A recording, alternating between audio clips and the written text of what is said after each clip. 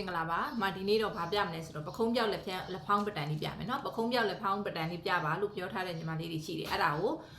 ပခုံးပြောက်လက်ဖောင်းပတန်လေးကိုပြပေးမယ်နော်။ဘာလို့ဆိုတော့လက်ဖောင်းမှာ2မျိုးရှိတယ်။2မျိုးတော့မရှိဘူးကွာ။လက်ဖောင်းတီးလေးဖောင်းတာနဲ့နည်းနည်းလုံးလေးဖောင်းတာနဲ့2မျိုးရှိရယ်နော်။တချို့ကြလုံးလေးဖောင်းတာကိုကြိုက်တယ်။အခုဒီမှာကြည့်ဒါဆိုရင်ဒါလေးဆိုရင်နည်းနည်းအဖောင်းလုံးလေးလုံးနဲ့သူကလုံးလေးသွားတယ်ဒီလိုပုံစံမျိုးလေးလုံးအဖောင်းနည်းနည်းကြီးတယ်ပြောရမှာပေါ့လုံးလေးသွားတယ်။အလုံးတီးလေးကြတော့လက်ဖောင်းတီးလေးကြတော့ဒါမျိုးလေးတွေဆိုရင်သူကအတွန်လေးကပါတယ်ဆိုရင်လေးပဲတီးလေးပဲသူကရိုးဒီမတို့ဒီမှာဖောင်းတဲ့လက်ဖောင်းလို့ပဲတီးလေးပဲအတွန်ပါတယ်အဖောင်းလေးပဲနည်းနည်းပဲတက်တယ်ဖောင်းတဲ့ဆိုရင်လေးပဲဖောင်းတယ်သူကကြတော့ဖောင်းတဲ့ဆိုရင်လေးဖောင်းတယ်သူကကြတော့နည်းနည်းအဖောင်းလုံးလေးသွားတယ်သိလားဒီလိုပေးပက်လေးပေါ့နော်ဒီလိုပေးပက်အတွန်နည်းနည်းများတယ်အဲ့ဒါလေးကို2မျိုးခွဲပြီးတော့တစ်ခါတည်းပခုံးပြောက်လက်ဖောင်းကိုမှပြပေးမယ်နော်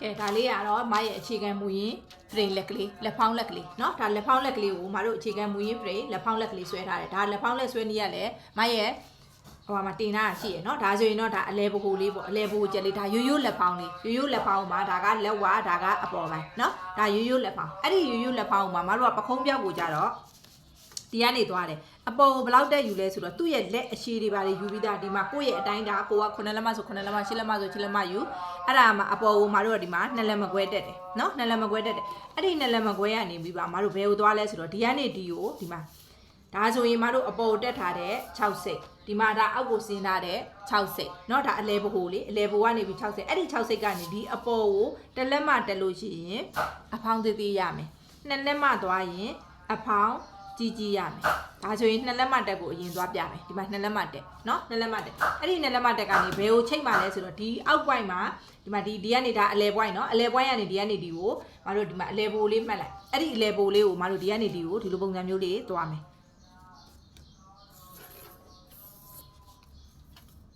အဲ့ဒါကိုဒီကနေဒီကိုကြတော့ဒီလိုပုံစံမျိုးလေးဆင်းမယ်เนาะဒါလက်ဖောင်းအဖောင်းကြီးလေးနော်မြင်ရဒါအဖောင်းကြီးဒီအဲ့တော့ဘယ်ကနေသွားလဲဆိုအခုမတို့ဒီကနေဒီကိုရိုးလက်ဖောင်းဆိုရင်ဒီကနေဒီကိုမတို့ဆွဲတယ်ဒါဆိုရင်အလဲဘိုမြင့်ဖြစ်တယ်သူ့ရဲ့ရှိတဲ့ point ကိုပဲအလဲဘိုမြင့်အဲ့ဒါကိုမှဒီအပေါ်အလဲဘိုရဲ့ဒီအပေါ်မှာ6စိတ်တက်တယ်ဒီအောက်မှာ6စိတ်ဆင်းတယ်အဲ့ဒါကိုဒီနေရာကနေပြီးတော့ဒီအပေါ်ကို2လက်မှတက်ရင်ဒါလက်ဖောင်းအကြီးအဖောင်းအကြီးလုံးလေးနော်တကယ်လို့အဖောင်းသေးသေးပဲသွားမယ်ဆိုရင်မတို့ကကိုတက်ထားတဲ့ဒီ6စိတ်ကနေပြီးတော့1လက်မှပဲတက်သိလား1လက်မှပဲတက်ပြီးအဲ့1လက်မှရဲ့ဒီအပေါ်မှာကိုတက်ထားတဲ့ဒီကနေဒီကိုနှစ်လက်မခွဲတက်ထားတဲ့နေရာရဲ့ကိုမတို့ဒီလိုပုံစံမျိုးလေးချိတ်လိုက်ဒါကအဖောင်းသေးသေးเนาะအဖောင်းသေးသေးဒါဆိုရင်တော့လက်ဖောင်းကနေမှဒီမှာပြမယ်ဒါအဖောင်းကြီးကိုမှအရင်ဆုံးညှက်ပြမယ်ဒါကတော့လက်ဖောင်းကြီ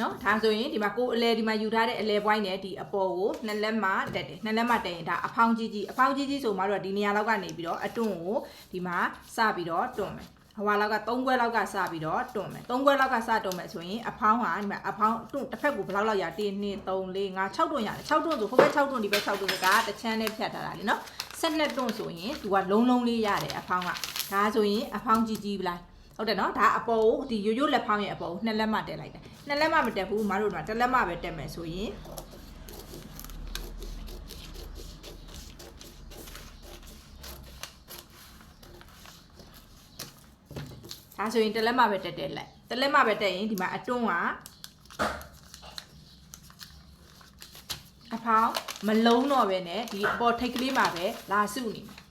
်ထိတ်ကလေးမှာပဲလာစုနေနော်အဲ့ဒါမှကိုကရိုးလက်ရဲ့အခြေခံရိုးဖောင်ဒေးရှင်းမှာအပေါ်ကိုအဖောင်းလုံးလေးလိုချင်ရင်ဒီလိုလက်မျိုးလေးပေါ့ဒီဗျာလေးဆိုဝိုင်းလုံးလေးပေါ့ဒီမှာဝိုင်းလုံးလေးအဲ့လိုဝိုင်းလုံးလေးလိုချင်တယ်ဆိုရင်ကိုက2လက်မှတက်